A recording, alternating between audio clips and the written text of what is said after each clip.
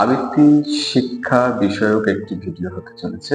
অনেকে বলে আবৃত্তির বিভিন্ন ধরনের সূত্র আছে, এই সূত্রগুলো কি? অনেকগুলো সূত্র আছে, হ্যাঁ এটা সত্য।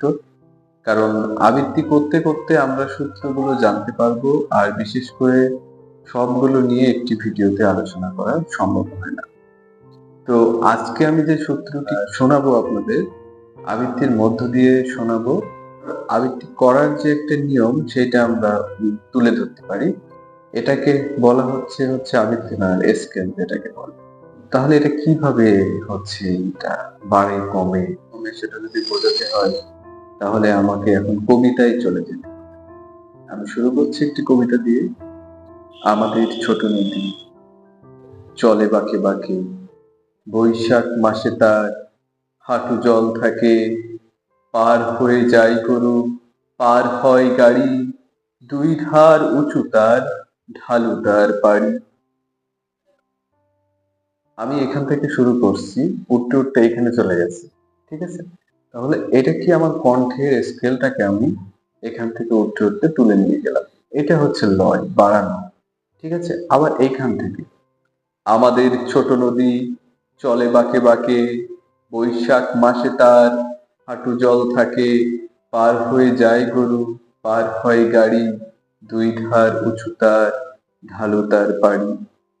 ঠিক আছে, তাহলে আমি ওই যে উপর থেকে নামালাম, আবার নিচ থেকে উঠালাম। তাহলে আপনারা মোটামুটি একটি স্কেলের সম্পর্কে বা লয়ের সম্পর্কে, কিভাবে উঠানো হয় বা কিভাবে নামানো হয়, এই বিষয়টা সম্পর্কে আপনারা এই ভিডিওর মধ্য দিয়ে একটা ধারণা পেলেন। তো এটা একটি সূত্র। প্রত্যেকটা আবৃত্তিতে কিন্তু কবিতার বিষয়ভিত্তিক আলাদা, ছন্দের বিষয়ভিত্তিক আলাদা। এক একটা কবিতা এক এক স্কেলে এক এক নিয়মে কিন্তু আবৃত্তি করলে সুন্দর হয়।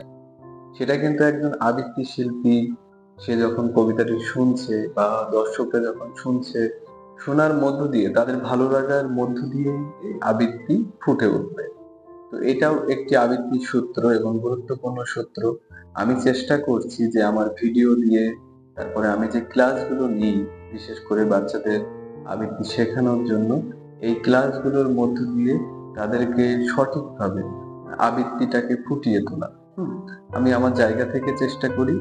আর তারই ধারাবাহিকতায় ভিডিওগুলো দেওয়ার উদ্দেশ্য এটাই যে অনেক স্টুডেন্ট বিভিন্ন ধরনের অনুষ্ঠান সংক্রান্ত, বিভিন্ন দিবস উপলক্ষে বা আবৃত্তির নানা বিষয় উপলক্ষে, আবৃত্তি শুধু যে শেখানোই না, আমি যে শুধু শেখাই এমন না, বিভিন্ন অনুষ্ঠানের আগেগুলোতে বিভিন্ন প্রতিযোগিতায় আমি বাচ্চাদেরকে দেখবেন যে অ্যাটেন্ড করাই। ঠিক আছে, তাদেরকে প্রতিযোগিতামূলক কাজও আমি করিয়ে থাকি। তো এই ক্ষেত্রে আমি যেটা বলতে চাই যে এখানে আবৃত্তি চর্চাটা, এটা হচ্ছে গুরুত্বপূর্ণ। এবং সেই চর্চার কি কি সূত্র থাকে আমরা ক্লাসগুলোতে, আমরা ধারাবাহিকভাবে এটা আরো বেশি বেশি আলোচনা করতে পারি।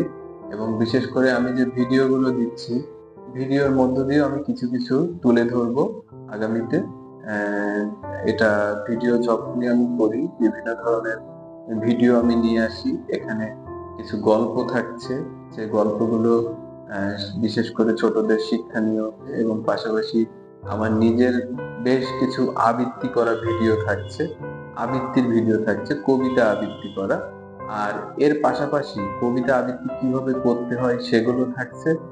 আর যেটা থাকছে বিভিন্ন সময়ের বিভিন্ন প্রতিযোগিতার মূলক ভিডিওগুলো কিন্তু এখানে থাকছে। আর এই পেজটা বিশেষ করে কেন করা হয়েছে, পেজটা করা উদ্দেশ্য ছিল যে আমি যখন ক্লাসগুলো নিতাম, তখন ভিডিওগুলো করা হতো, রেকর্ডিং ভিডিওগুলো। তো তখন এই ভিডিওগুলো ছাড়বো কোথায়, তো তখন তড়িঘড়ি করে এই পেজটাকে খুলছিলাম যাতে এই ভিডিওগুলো একটা জায়গায় থাকুক।